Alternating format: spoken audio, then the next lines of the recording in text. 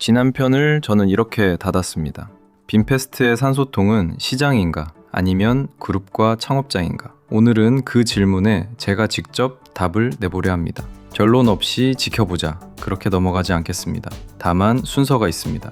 청구서를 끝까지 다 펼쳐 보이고 그 다음에 호치민에서 11년째 이 시장을 보고 있는 사람으로서 제 판단을 추가하겠습니다. 먼저 밝혀둘 게 하나 있습니다. 저는 여기 살고 있고 이 베트남 시장, 베트남 산업이 커지길 바라는 사람입니다. 그러니 오늘 제 판단에는 그 편향이 깔려 있습니다. 여러분은 그걸 알고 들으시면 됩니다. 대신 저는 바람으로 결론을 내지 않겠습니다. 틀렸을 때 어디서 틀렸는지 보이는 신호까지 같이 놓고 마치겠습니다. 숫자부터 갑니다. 2024년 순손실 32억 달러, 2025년은 더 벌어져 약 39.6억 달러, 창업 이후 쌓인 누적 손실은 약 145억 달러에 이릅니다. 그리고 회계감사인이 2025년 연차 보고서에 계속 기업 존속 능력에 중대한 의문이 있다고 명시했습니다. 이건 제 해석이 아니라 공시에 적힌 문장입니다. 이건 6년치 장부에서 매달 적자가 커지는데 은행이 정말 갚을 수 있느냐를 서면으로 물은 상태입니다. 가볍게 볼 문장이 아닙니다. 여기까지만 보면 답은 정해진 것 같습니다. 그런데 같은 보고서 안에 이 회사가 어떻게 버티는지도 같이 적혀 있습니다. 그 구조를 봐야 청구서가 누구 앞으로 날아가는지 보입니다. 그래서 수술 때부터 봅니다. 이 회사는 지난해부터 큰 수술을 시작해 바로 지난달 말에 마무리했습니다. 쉽게 말하면 이렇습니다. 빚이 잔뜩 쌓인 공장을 본체에서 떼어내 딴 살림을 차리게 한 겁니다. 그리고 공장을 내보내면서 그 빚도 같이 딸려 보냈습니다. 조금 더 구체적으로 보겠습니다. 차를 만드는 제조 부문을 통째로 떼어 별도 회사로 분리했습니다. 연구 개발과 브랜드, 판매는 본체에 남기고 공장은 원가의 5%만 얹어갖는 하청업체가 됐습니다. 원가의 5%만 얻는다는 건 공장이 아무리 잘 만들어도 크게 벌지 못하고 반대로 손실이 나도 그 부담을 대부분 공장이 진다는 뜻입니다. 그리고 이 과정에서 회사 설명 기준 약 70억 달러,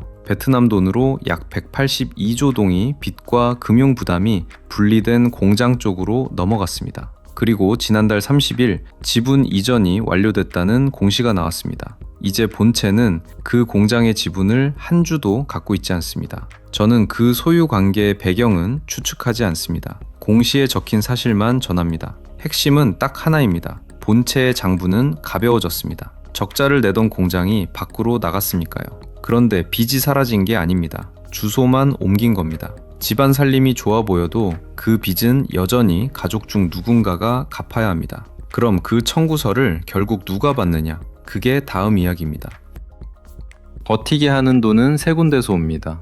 첫째, 창업자와 관계사가 무상으로 되는 자금. 둘째, 그룹이 빌려준 돈을 자본으로 바꾸는 출자 전환. 셋째, 시장에서 조달한 유동성. 여기서 둘째가 중요합니다. 대출을 우선주로 바꾼다는 건 갚아야 할 빚이 지분으로 변한다는 뜻입니다. 빚은 줄지만 그만큼 기존 주주의 몫은 얇아집니다. 이걸 희석이라고 부릅니다. 그래서 일부의 질문에 대한 절반의 답은 이겁니다. 지금 이 회사의 산소통은 시장이 아니라 그룹과 창업자입니다. 매출이 회사를 살리는 게 아니라 대주주의 지갑이 살리고 있습니다. 소액주주는 그 대가로 자기 몫이 얇아지는 걸 감수하고 있고요. 여기까지가 청구서입니다. 차갑게 다 펼쳤습니다. 이대로 마치면 답은 하나로 기웁니다. 그런데 청구서만 보고 자리를 뜨면 저는 제 눈으로 매일 보는 걸 빼먹는 겁니다. 반대편 장부를 꺼냅니다. 제가 확인한 숫자부터 2025년 국내에서만 전기차 17만 5천 대, 승용차 시장 점유율은 40%대 중반까지 올라왔습니다. 이건 전망이 아니라 등록된 대수입니다. 그리고 그 속도는 올해 더 빨라졌습니다. 바로 지난주에 나온 숫자입니다. 2026년 상반기에만 국내 인도 11만 5,900대, 작년 같은 기간보다 72% 증가. 베트남 자동차 역사상 어떤 브랜드도 반기에 10만 대를 넘긴 적이 없었는데 이번이 처음입니다. 그리고 6월까지 21개월 연속 국내 판매 1위를 지키고 있습니다. 그리고 세계 최대 전기차 회사가 바로 옆 태국에서는 전기차 열의 9을 가져가는데 베트남 안에서는 아직 변두리에 머물러 있습니다.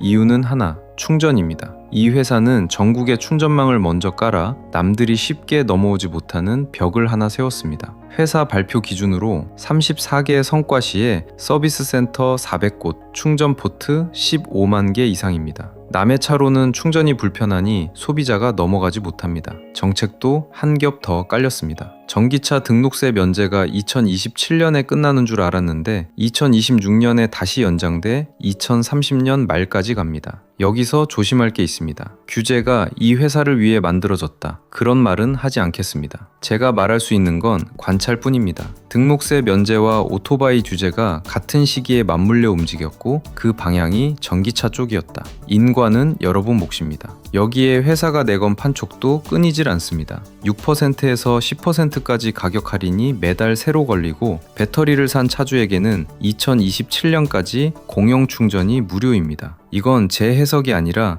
회사가 공개한 판매 조건입니다. 그리고 이 판촉의 크기가 이번에 장부에 찍혔습니다. 회사 공시 기준 올해 2월부터 확대된 무료 충전 지원의 비용이 1분기에만 1억 9,200만 달러, 분기 매출의 약 20%를 깎아먹는 규모였습니다. 정직하게 말하면 이건 양날입니다. 수요가 그만큼 뜨겁다는 증거이기도 하고 그 수요의 일부는 회사가 돈으로 사오고 있다는 증거이기도 합니다. 두 해석 다 열어두겠습니다. 가격의 사다리도 아래로 한 칸 더 내려왔습니다. 이달 초 회사는 1억 8,800만 동, 미화로 약 7,200달러짜리 소형 전기차의 사전 예약을 열었습니다. 9월부터 인도된다고 합니다. 벽 안쪽에서 더 싼 차로 더 넓은 손님을 부르는 겁니다. 물량의 뒷문도 하나 있습니다. 지난 5월 이 회사는 그룹 계열의 택시 회사와 2030년까지 전기차 약 100만 대, 전기 오토바이 약 400만 대를 공급하는 기본 계약을 맺었습니다. 이것도 양날입니다. 미래 물량이 계약으로 잡혀 있다는 뜻이자 그 물량의 상당수가 여전히 한 식구 안에서 도는 거래라는 뜻입니다. 다만 지금 당장의 그림은 다릅니다. 올해 1분기 인도량에서 관계사 비중은 약 13%까지 내려왔습니다. 몇 년 전 계열사가 다 사준다던 비판이 지금은 그대로 성립하지 않습니다. 그리고 제 눈으로 보는 것, 배터리 교체 캐비닛은 채워졌다 비워지길 반복하고 거리의 전기차는 눈에 띄게 늘고 있습니다. 저는 이걸 매일 봅니다. 다만 정직하게 반대쪽도 놓지 않겠습니다. 오토바이 규제는 발표만큼 세지 않습니다. 하노이는 전면 금지에서 구시가 몇 개 도로, 주말과 저녁 시간제로 크게 물러섰고 그 축소판이 이번 달 1일부터 시행에 들어갔습니다. 그리고 제가 사는 호치민은 아직 시행 전입니다. 남부의 이륜차 교체 이야기는 북부보다 약합니다.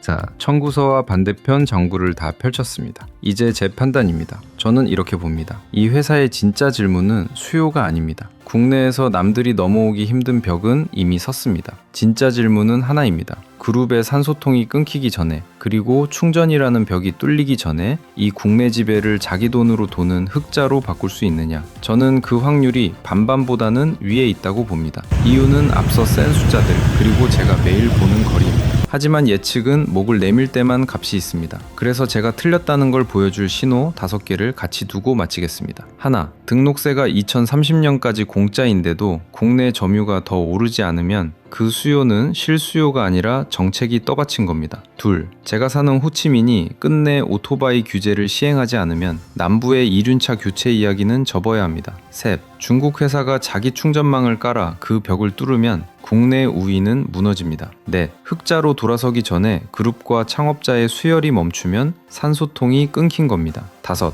경영진은 2027년 베트남 시장에서 손익동기를 맞추겠다고 공언했습니다. 이건 회사의 주장입니다. 1년 뒤 제가 다시 셀 때 분기마다 적자폭이 줄어드는 궤적이 보이지 않으면 그 약속도 제 예측도 흔들리는 겁니다. 이 5개 중 몇 개가 켜지는지 저는 1년 뒤에 다시 이 자리에서 세워보겠습니다. 결론은 냈습니다. 검증은 시간이 합니다. 저는 호치민에서 11년째 사업하고 있는 싸이공 강 대표였습니다. 도움이 되셨다면 좋아요와 구독 부탁드립니다. 싸이공에서 뵙겠습니다.